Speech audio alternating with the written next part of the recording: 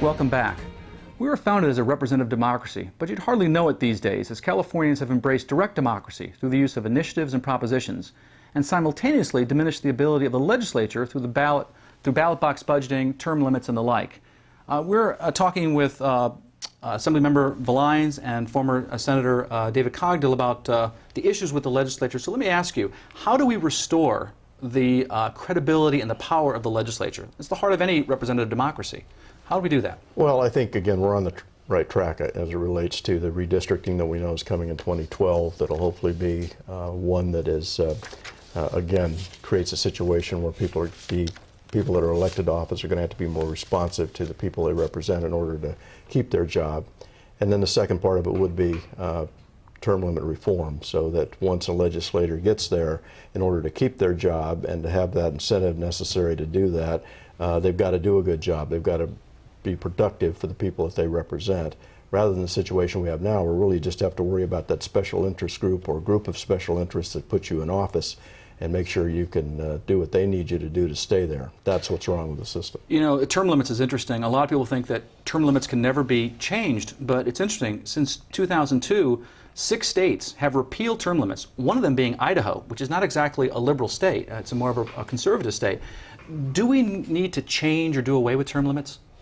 I think we need to change them. I'm still a believer in term limits. I believe in keeping a somewhat set term, but right now, and when I talk to people about it, they don't realize the way we've structured it is part of the problem. You have 6 years in the state assembly, assuming you can win 3 elections, 2 terms, 8 years in the state senate, and that's 14 years.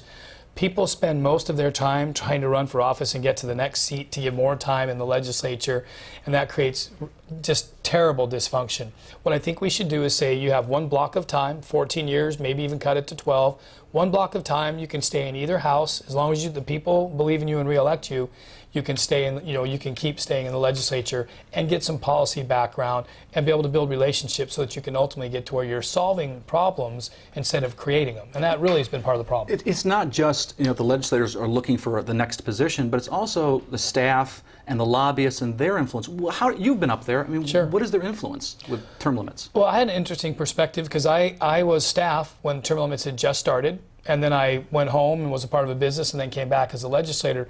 Staff is in much more of a powerful position now than they were before. Legislators tended to really get into the details, read all the language, know all the commas, semicolons, know the shalls and the mays.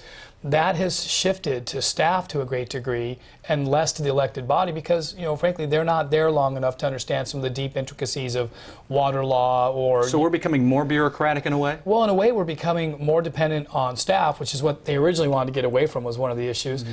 And the special interests have a real strong foothold in the legislative body now because they don't go away. So they can develop their relationships, they can work with staff, and they stay. And so you have a legislator coming up has a tougher time getting up to speed and understanding where to go on issues than they would have in the past. There's some argument about moving back to a part-time legislature, which we used to have. And what do you think about that? I think it's a great idea. Yeah, I like it. Provide more time for legislators to be back in their district, listening to real people and their problems, and less time in the Capitol, which is, as you know, kind of a surreal existence in many ways. And certainly the number of bills that this legislature deals with on an annual basis is out of control. 3,000, 3,500 bills. Everybody has to show a track record that they've done something while they're there because they're looking for the next office. Or they think they do. Right. Another interesting issue kind of going the other direction maybe a little bit is this maybe a unicameral legislature and or increasing the number of legislators. The Economist magazine called California's legislature, quote, comically small, unquote, noting that the California legislator represents 3 times as many people as his or her counterparts in New York or Illinois. I mean, what are your thoughts? Does the legislature have to get bigger? Well, first, I don't know that the idea of a unicameral house would change anything in California. I think you're just basically taking 2 houses and putting them into one. I don't think it would change much. There may be some savings, but ultimately I doubt it. I'm not sure about adding more people to it because in terms of what we've gone through and even being leaders, I think that might create more dysfunction, but it may get more representative government, which is key, which other states do.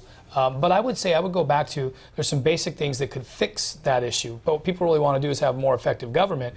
I think you have to have a budget that's every 2 years. So you're only doing one budget 1 year and then letting it go for 2 years unless something comes up and the governor can call a special session. You limit the bills and you only let bills acted on 1 year also. So every other year you have legislation, every other year you have the budget, and then you make it a less time legislature. You're up there for maybe 3 months at a time. That would fundamentally make the changes people want. I think the other things are just moving, the chairs on the Titanic. All right. Well, I'd like to thank you very much for being here, Assemblymember Villines and former Senator Dave Cogdill. If you want to learn more about Valley politics and policy, you can sign up for our award-winning newsletter, the Maddy Daily, by looking on our website at www.maddyinstitute.org.